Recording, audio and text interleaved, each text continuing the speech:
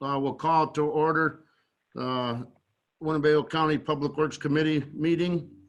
It is Tuesday, May 19th, 5 p.m. By way of a virtual Zoom meeting. Presents myself, Dave Tassoni, Bert Girl, Jim Webster. David Kelly was here, was he not? 8? No, he's 9. Okay, he's 9. I seen an 8 up there earlier. Carlos Molina and Assistant State's Attorney John Gilberti. And 8 is Mr. Butita. Excuse me? District. Butita's not on the committee. Oh. Go Yeah. ahead. We have County Board Member John Butita in the background as a guest. First, I would, did I get everybody on the roll call? I believe I did. First, I'll ask for approval of the minutes from our April 14, 2020 and April 23rd, 2020. Anybody got any concerns, corrections? Moved by Bert. Can I get a second? I'll second.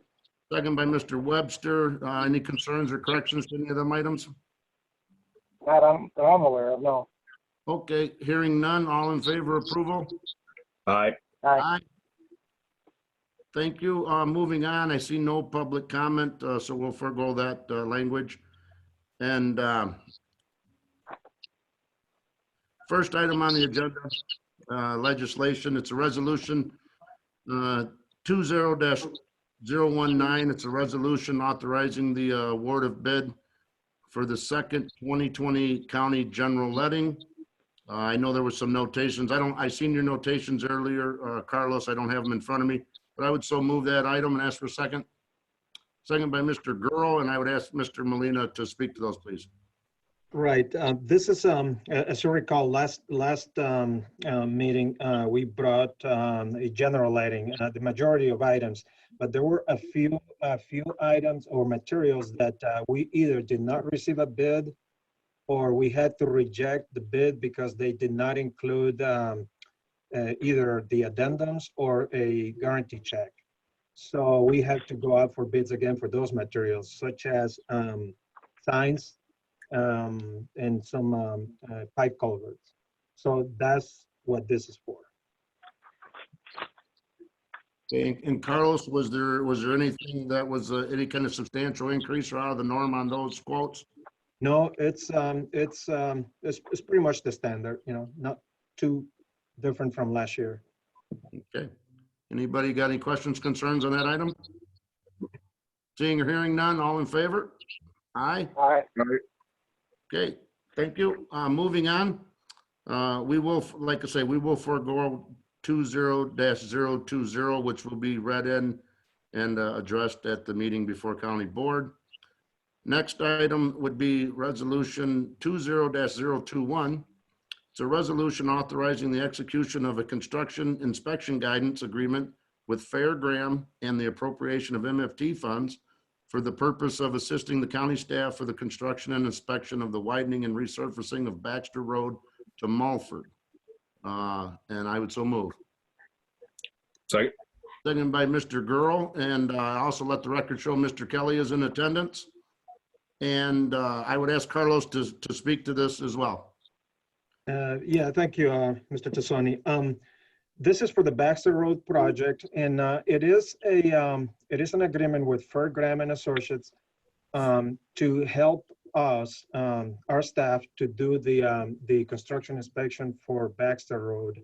They will do things such as testing at the lab or on site or at the plant. We just do not have enough staff to do all those activities or the equipment to do some of the testing. This again is just a partial construction inspection agreement. We will still have one of our engineers be the resident engineer, and then the person from Fair Graham will report to our resident engineer. This agreement is for $150,000. A typical construction inspection agreement for a project such as this with a consultant would be about $300,000. So this is about half of what it would cost us if they were to do it 100% of the inspection. And also, I wanted to say that the economic development funds or grant is going to pay for 50% of this cost. That's an eligible cost.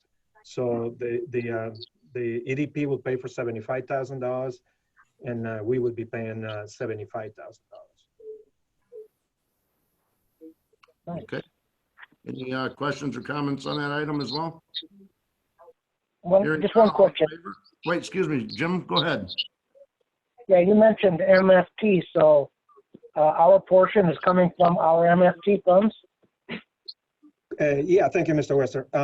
Good question. It is coming from MFT funds. The reason why we actually have, besides the agreement with FairGram, this resolution includes the appropriation of MFT funds to pay for their inspection fees, but also so that when we spend time on this project, by we, I mean the county highway staff, we can charge it to MFT. So that's why the appropriation is for $300,000, even though the agreement with FairGram is only for $150,000.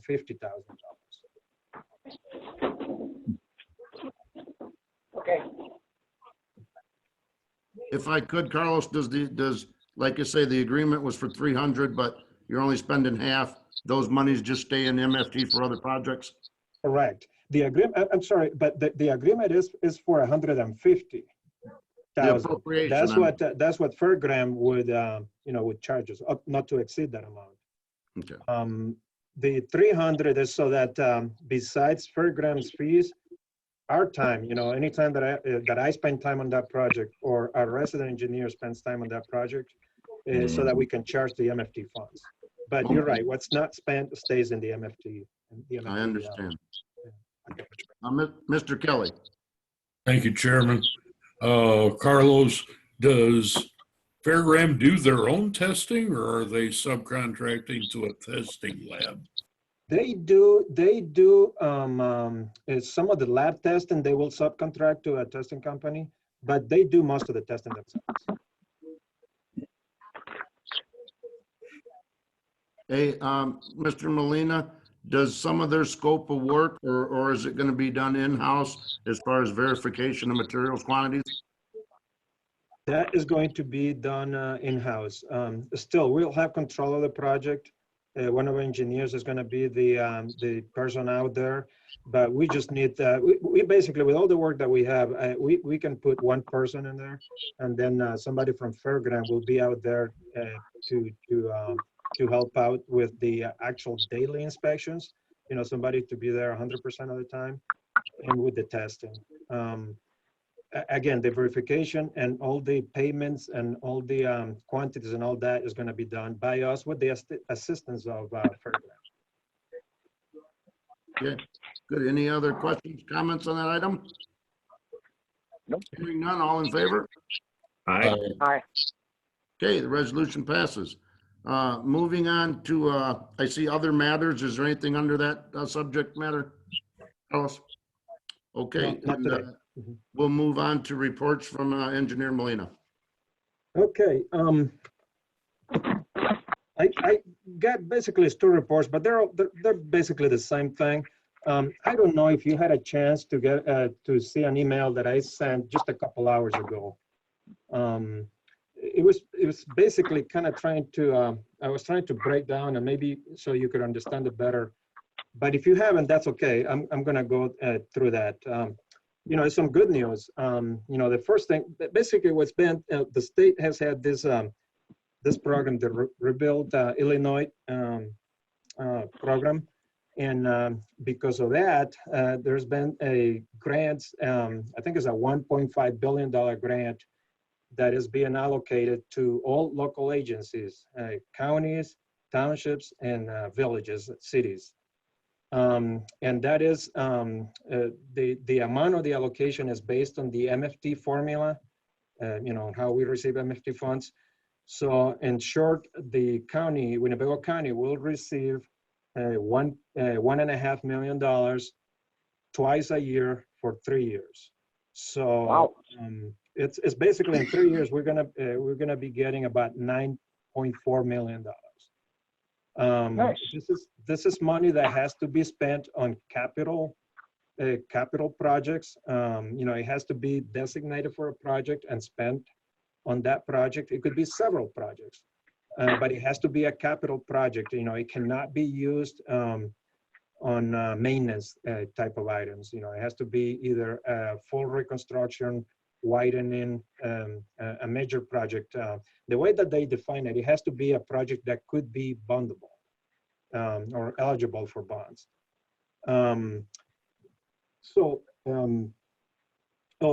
other thing is that the funds have to be spent by July 1st of 2025. So we could save the money and then apply it to a large project if that's what we choose to do. We already received the first allotment. It came last Friday. It came as a check, so it's already been deposited. And again, we have a 1 year to designate a project, where we are thinking that we're going to be spending this $1.5 million, or again, we could allocate it to a larger project. So I will be talking to you guys about that coming up based on the list of projects that we have. But remember, it cannot be spent on maintenance or even resurfacing projects. It has to be a fully designed project that meets IDOT standards, which makes it more expensive, but it has to meet their guidelines. Carlos, is this or the next thing, any of them related to that text I sent you when the governor was talking? No, that's another one. Okay. That I will talk to you guys in a little bit. This is like I said, is a $1.5 billion grant that is through a bond that the state is using their proceeds to allocate funds for the locals. The townships are getting the townships in Winnebago County are getting a total of $370,000. We already received that check. Remember that we managed the township's MFT program. So we received that check as well. And, some townships get $40,000. Some of them are getting $11,000, depends on their formula. For them, they can use it on, there's a threshold there of $45,000. I don't know where that number came from, but $45,000 and under, you can use those funds for some repair and maintenance projects.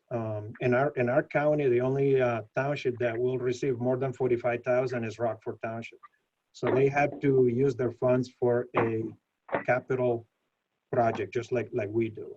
The rest of the townships can use it for seal coating even. Again, their total is 370 per allocation. So times 6, they'll get about $2.2, $2.3 million in 3 years.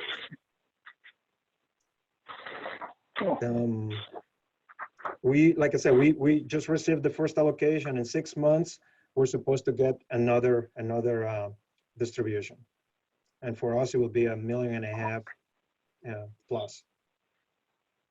And was this, did you have any inclination of this, or did it come just out of the blue? You know what? It's one of those things where they talk about and until it happens, you just don't know. I mean, they talk about a whole bunch of things, and then a lot of them never happen. Well, I remember Joe Vanderwerf saying, talking about that there was, the state was talking about this, but again, there was no certainty that it would happen. We just got a letter last week, I think it was, a circular letter saying that we were, there's a check coming your way. Well, good. I hope all. And we did. And we got it.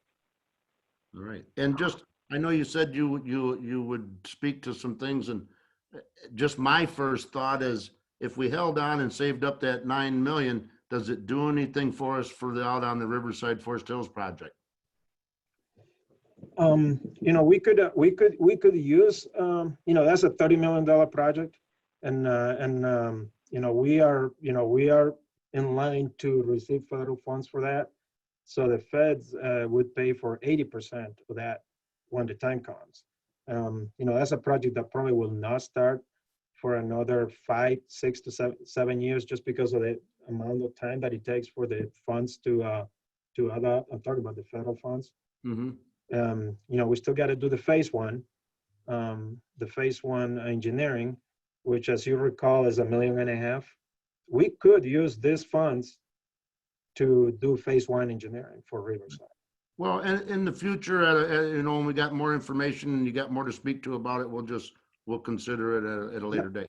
What I would like to do, and if it's okay with you, I would like to give you a list of, projects, whether it is engineering or construction or whatever, that these funds could be used for.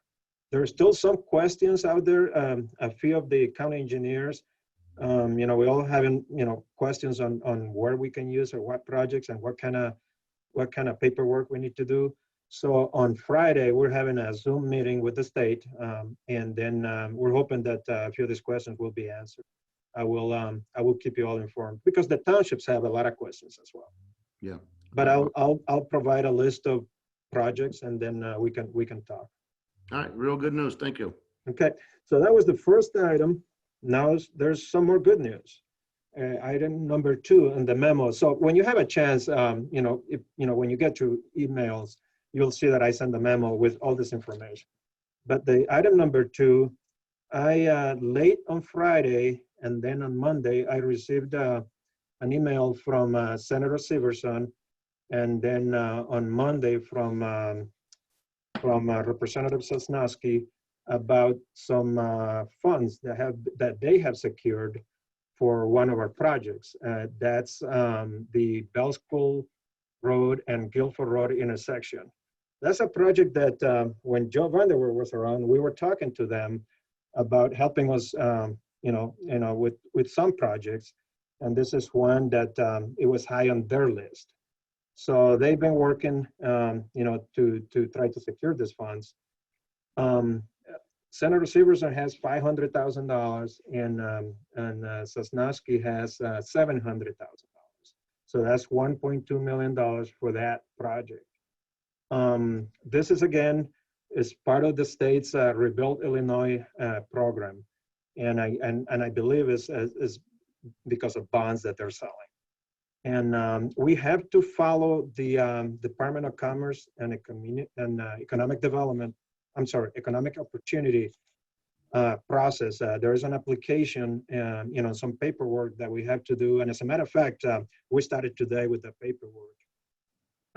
They're telling me that we have the funds, but we have to follow this process and submit an application by June 24th to receive the funds. But this has to be applied to that project, to Bell School and Guilford. So that would be a complete reconstruction of that intersection. More good it's news. $1.2 million. And do you have a guesstimate on would that cost that much? That's about what we think is going to cost. I actually would think what happened is like I said, we've been talking to them, for quite some time. And that's an estimate that we had given him. That I'm not sure, what the cost will be today, but it's close to that. We might have to add some engineering to it as well.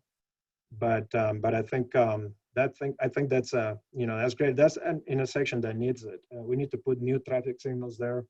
There is some turn lanes and things like that that need to be added. But it would be a complete reconstruction. Well, great. It's a great time to hear both of those items as far as some good news coming around. Right. As part of that, Joe Sosnowski secured an additional $400,000. That is for 4 villages, for the village of Cherry Valley, Roscoe, Rockton, and South Beloit, $100,000 each for projects that they can choose. However, as a condition of that funding, the county, the highway department, we had to be the coordinator, and we have to help them out with the paperwork. So we'll be working on that as well, to help get, whatever projects they choose, which I don't know at this point, so that they can get going as well. But again, we have to submit an application to the Department of Commerce by June 24th. Joe Sosnowski basically got $1.1 million, 700 for the county and 400 for those 4 villages. Well, great, good news. Like I say, you don't hear about that kind of stuff too much. Right. The third item that I have, I mean, I guess this is good news, but this is not funds that are available or that we have secured. This is one that you had forwarded to me, Dave. This is again from the Department of Commerce, and this is part of the same Rebuild Illinois program by the state. They have $25 million for shovel-ready projects. You know, the type of projects that you can do with this is sanitary or water sewer extensions. You can do for schools, for ADA compliant facilities. So this is not necessarily, it's very competitive. And I don't know if we would be selected for something like that, but I attended a webinar via Zoom last Friday for the type of projects that we can do. And there's not much for highways that I gather from that webinar, but there is an opportunity. So we do plan to submit you know, a couple projects. And when they talked about ADA is what caught my attention, because I don't know if you guys know this, but the Perryville Road path, you know, was built 20, almost 30 years ago now. And there is no ADA ramps, you know, at every intersection. And, you know, those orange things that you see at the intersections. So I thought that maybe this would be, that would be a good project to do.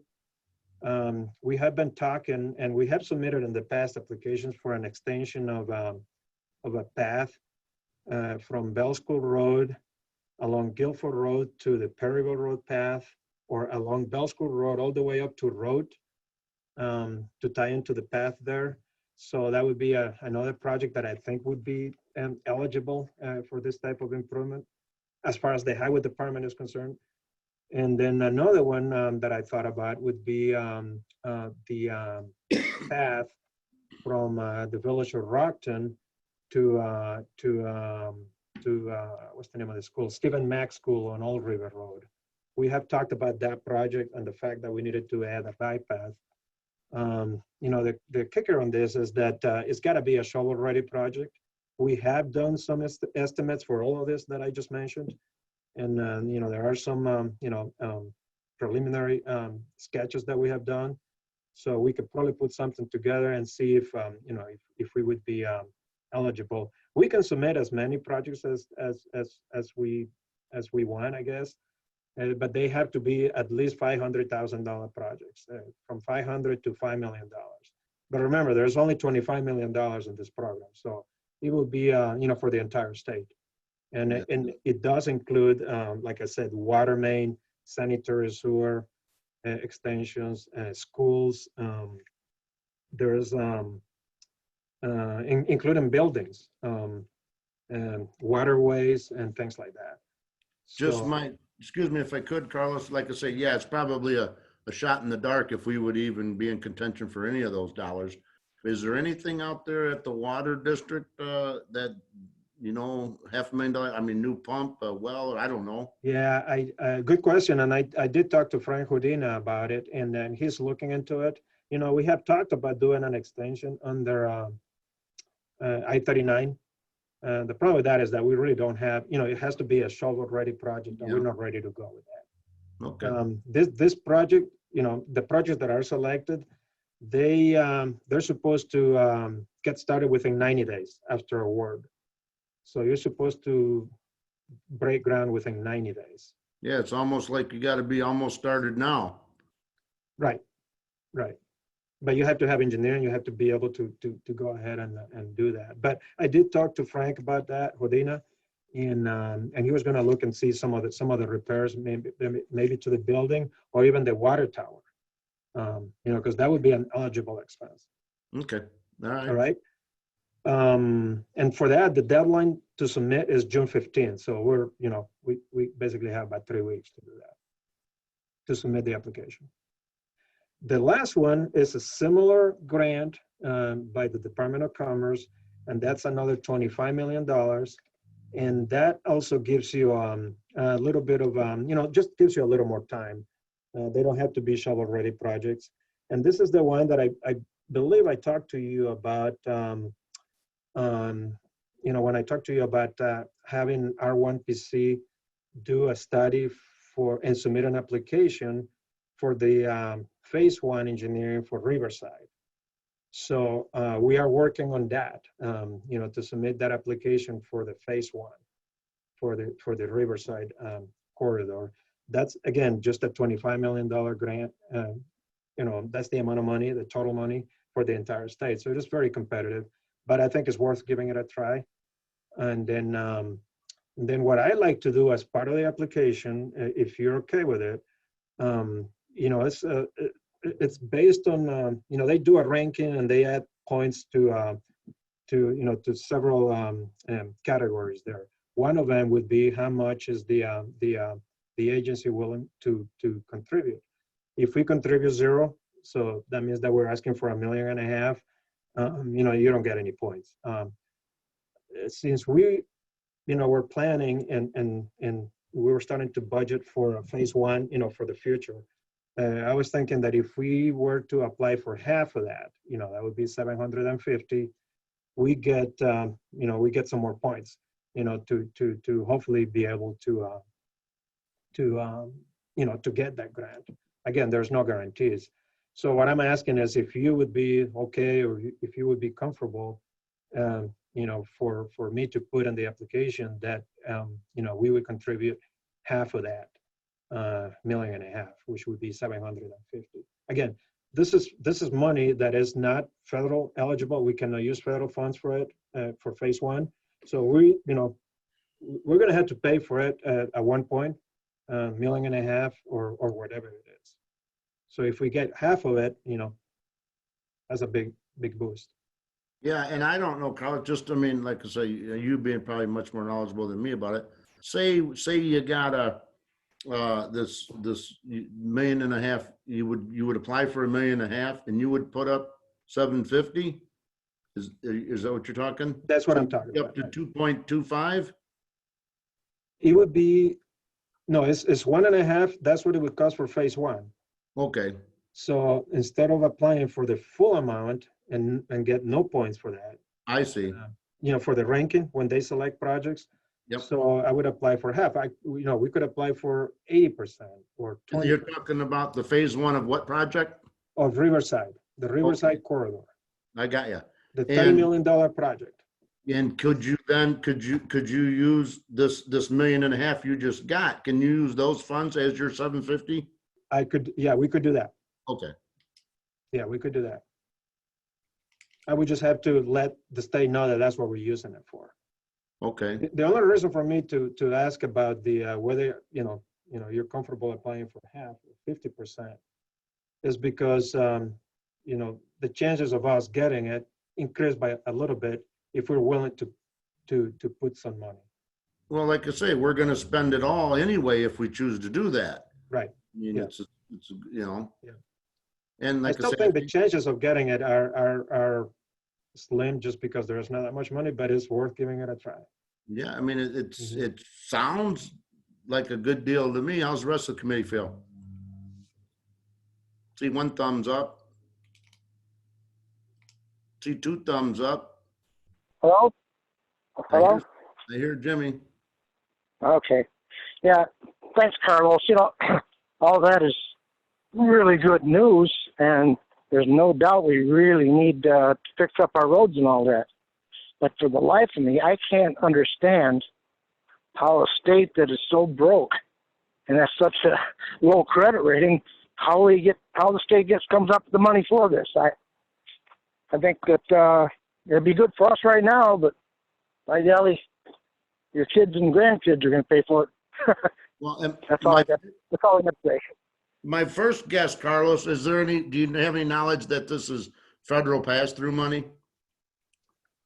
All I know, this is part of the bonds that the state has been, that would be proceeds from the sale of bonds. And again, it's all relatively new. I mean, it just came out.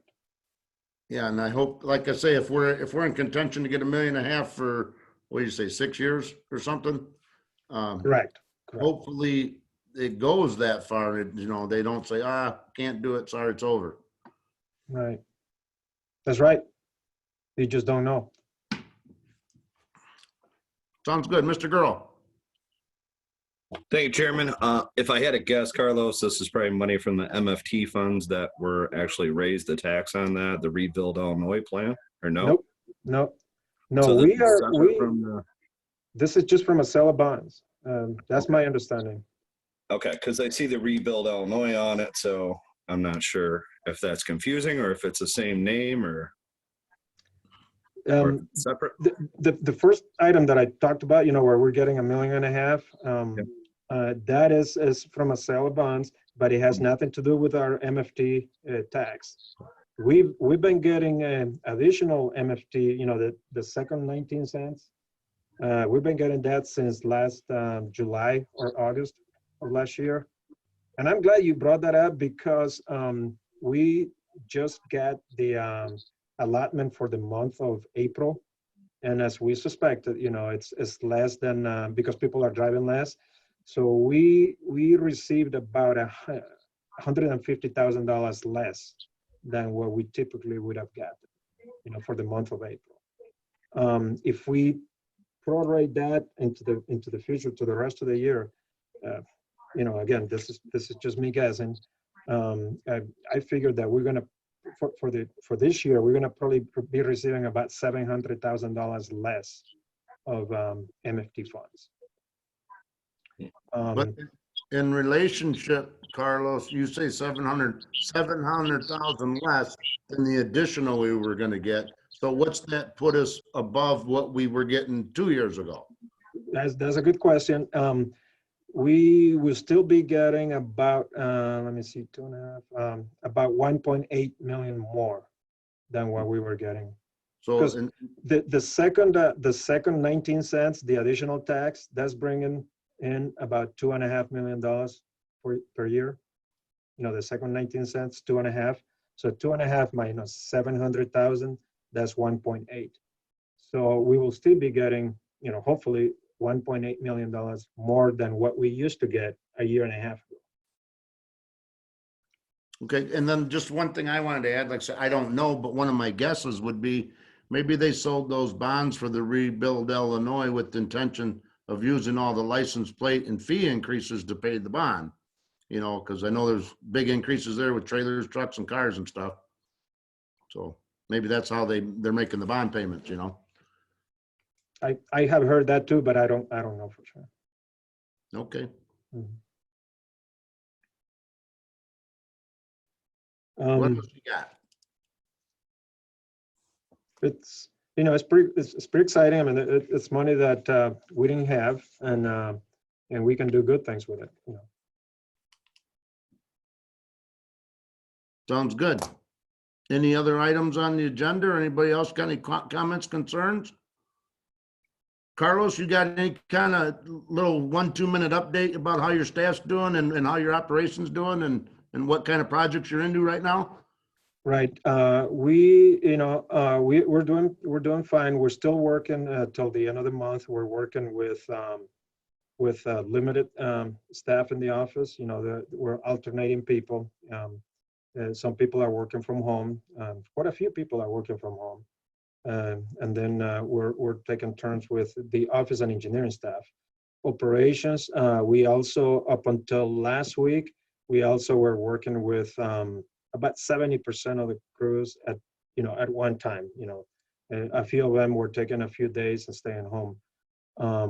As of yesterday, actually today, because we don't work, operations doesn't work on Mondays. They work 10-hour days, Tuesday through Friday. As of today, everybody's back. And the reason for that is because, with the weather, even though today you can't tell, we can do a lot more things out there, like things like mowing. You know, we're getting started to mow. You know, when we're mowing, we have 10 guys that are on their own mowing throughout the county. So they're not really socializing with anybody. They're by themselves. Again, the weather today is not conducive for that, but we can start striping. We're ready to do that. And that's, you know, guys that we can have separate working in another part of the county. We're doing shoulder work. We're going to start blade patching pretty soon. Again, if the weather cooperate, so that we're ready for the seal coat program. We're replacing pipe culverts and still doing patching work. So that's the reason why we felt that we could bring everybody back to work today, because they can be separated.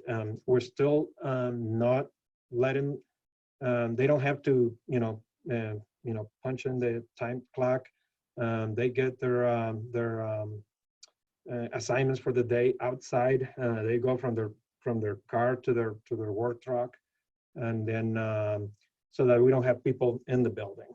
And then some of them are actually reporting to some of our remote sites, and from there they go and do their daily activity. So we do have a couple of people that are staying home because of one of them, I guess his son tested positive for COVID-19. So we immediately said that you need to go tested. He has no symptoms, and it's been more than a week, but he's staying home until, and he has not tested positive, but until you get that 14 days and a negative test, he cannot come back to work. And of course, we're working with HR and the state's attorney and the health department, for that. And we do have another gentleman who called one of the foremen over the weekend saying that he wasn't feeling well. And then we told him, well, you really need to go and be tested. And then he did, and he's just waiting for his results. Okay, well, good news. Hope everything works out for everybody. Any other comments, concerns from anybody on the committee? You got anything else, Carlos? No, I think that's it for today. And just a reminder that, 5:45 next Thursday to have that special Public Works meeting for that electricity supplier. Okay, we'll write that down. Everybody else good? I'd ask for a motion to adjourn. Motion by Mr. Gross, second by Mr. Kelly. All in favor? Aye. Hi. All All right, thanks, guys. Have a good evening. right. Thank you. Thanks. Good night. We'll see you. Thanks, Carlos. Yep, thank you.